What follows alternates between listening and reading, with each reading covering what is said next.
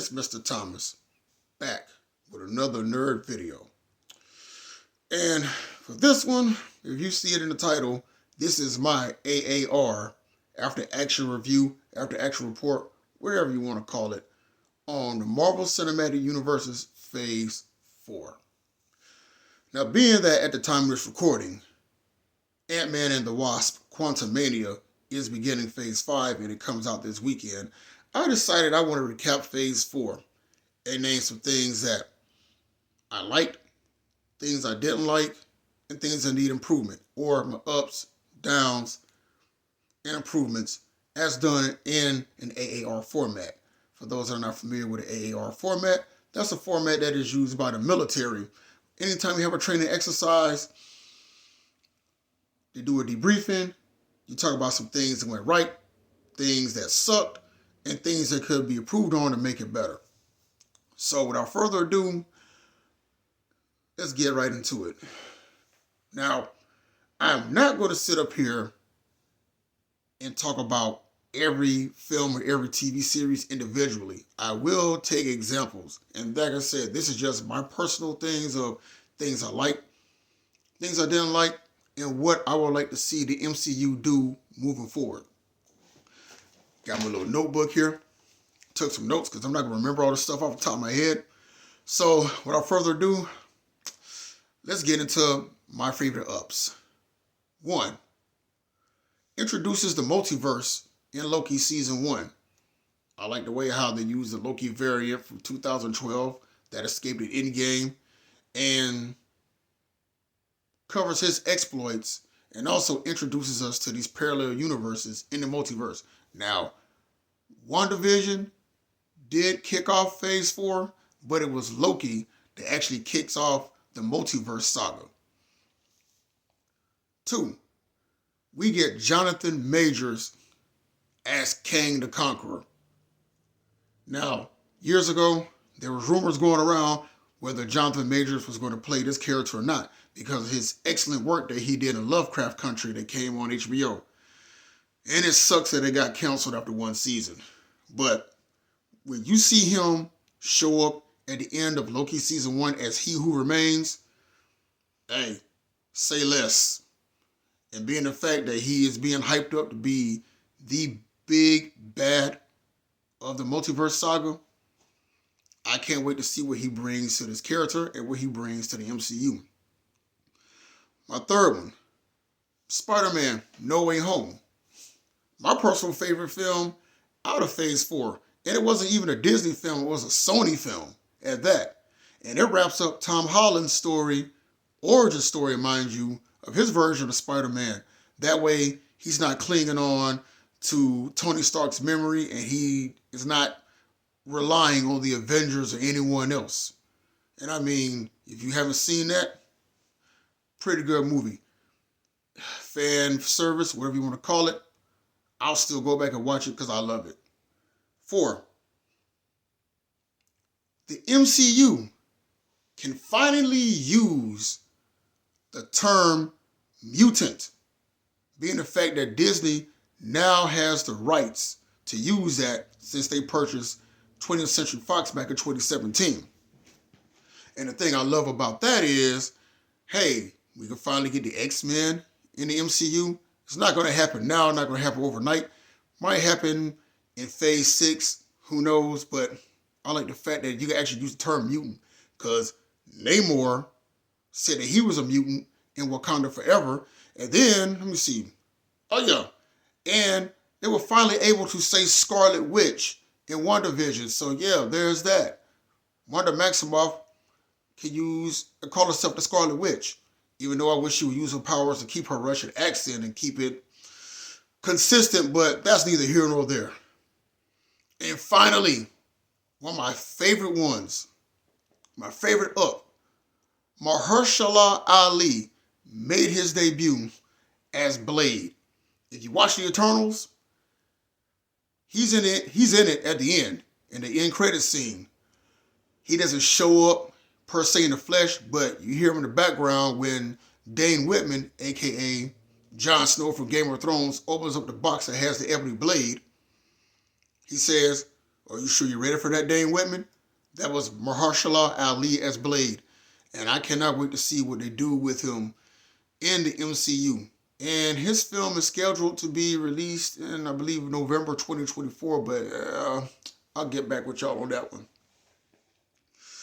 Now, it's time for me to get to the downs of Phase 4 that I did not like.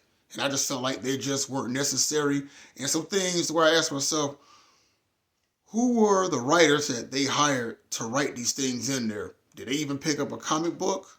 Did they even understand what the characters were all about? And like I said, I'm not going to go through all of them, but these are just the downs that I didn't like.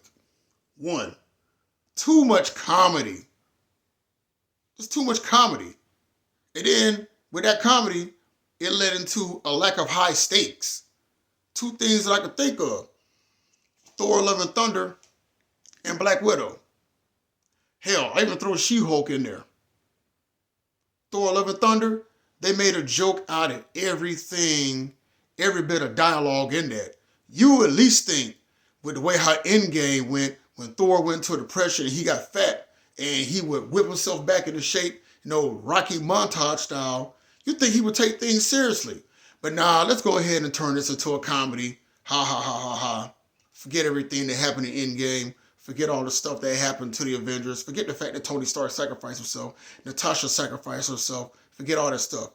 And as far as Black Widow goes, being the fact that this movie comes out after Endgame, I just didn't feel that Natasha was in any danger. We already know her fate in Endgame, so seeing her in danger in her own movie, which should have came out before Endgame, it just didn't do anything for me.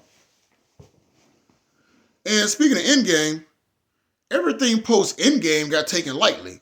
Now, the one thing that the movies after 2012's The Avengers did right was play on Tony Stark's PTSD, his nightmares, his panic attacks, and his paranoia as far as dealing with aliens goes.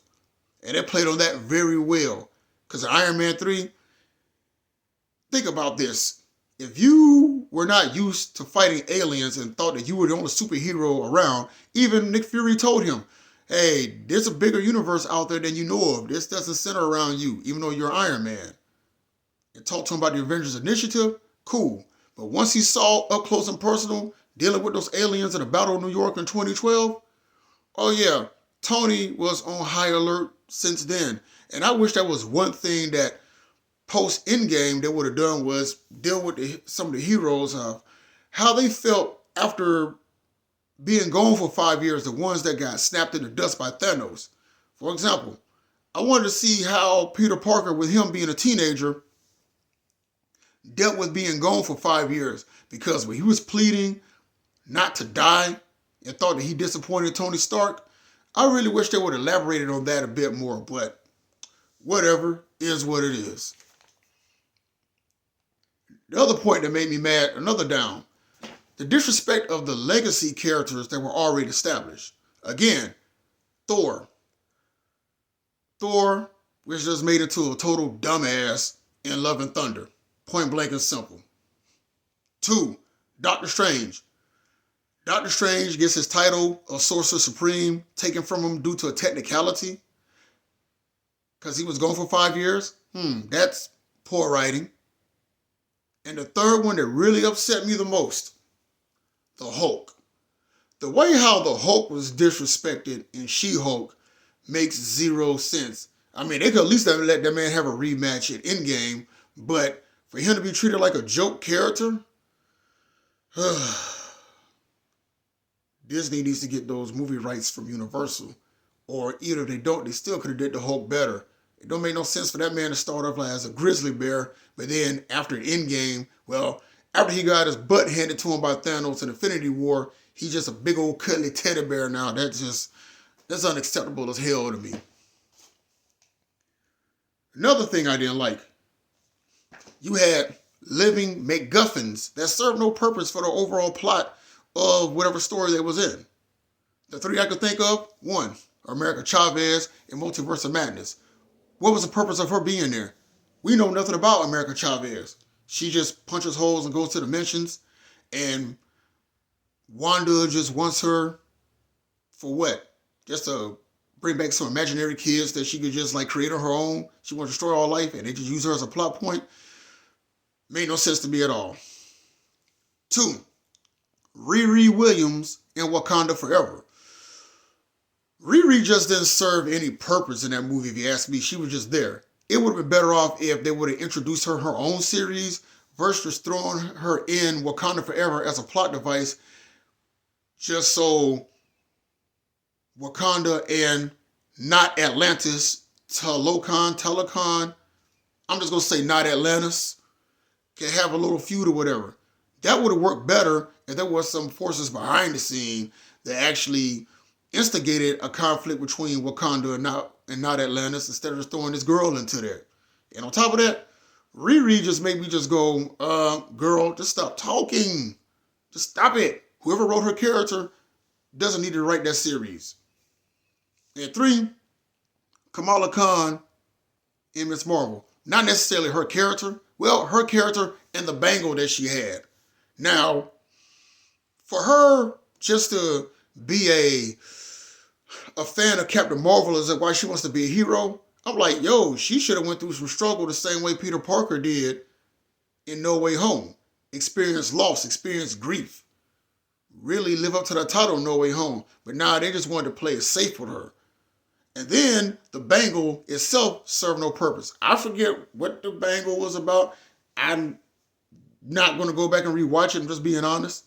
But being the fact that they said that the bangle interacted with her because of a mutation, cue the X-Men 97 music, that's the reason why the bangle interacted with her.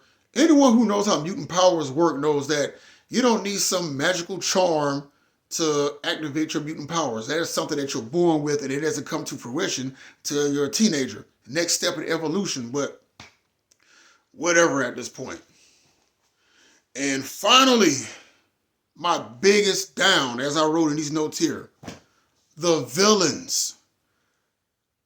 I'm going to say the same thing everyone else has been saying, and I agree.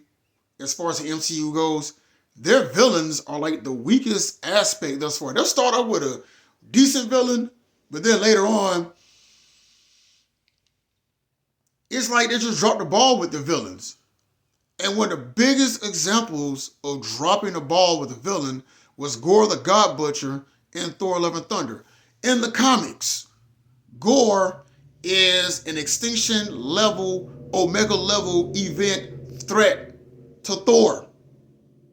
If memory serves me correctly, there were 3 different versions of Thor that went up against Gore and couldn't barely do anything to this guy. He was that daggone strong and powerful. In the movie, he just kidnapped kids. It just was creepy.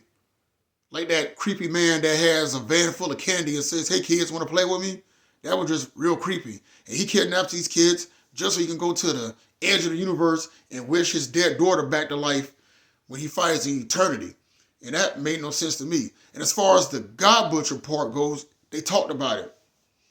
The best thing that they could have done when Team Thor went to that party planet where Zeus and all the other gods were, that would have been a perfect opportunity for Gore to show up and wreck shop. Why they didn't do that, I do not know. Another example, Taskmaster. Taskmaster is one of the most formidable opponents to the heroes in the Marvel comics. And just gender swapping, lazy writing. And what's crazy about it is, to make villains relevant again in Phase 4, you know you have a villain problem when you had to bring back Norman Osborn 20 years later to give another Spider-Man problems. I mean, it was cool fan service, but you shouldn't so much have to rely on past villains. And like I said, it was very cool. It was cool to see Willem Dafoe back on the screen. I mean, to actually bring depth and bring out a purpose for Tom Holland's Spider-Man. It really was. But when you got to bring back a past villain to remind us what good villains should be like in a series, yeah, you have a villain problem. And those are my downs. Sorry I went on a rant about that on my soapbox about it, but hey. Now here's the improvements moving forward with Phase 5 that I want to see. Make your villains interesting.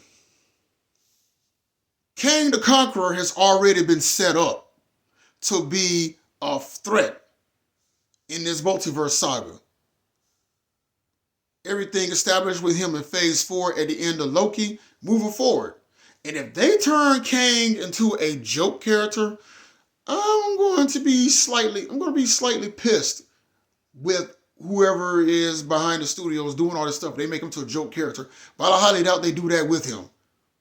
But hey, he's already been established that he's going to be a threat. So if you got a movies called Kang Dynasty and Secret Wars coming out, then by all means, they better bring it. I have no problem with the fact they got Jonathan Majors. I got all the utmost faith that Jonathan Majors is going to just straight up kill this part as Kang or different versions of Kang, however they're going to do it. It's just the way how these producers or who's behind the scenes writes this character. And they better do it well. Another thing they could do, less comedy, include higher stakes leading up to Kang Dynasty and Secret Wars. Let it be known that Kang is back there in the background still plotting.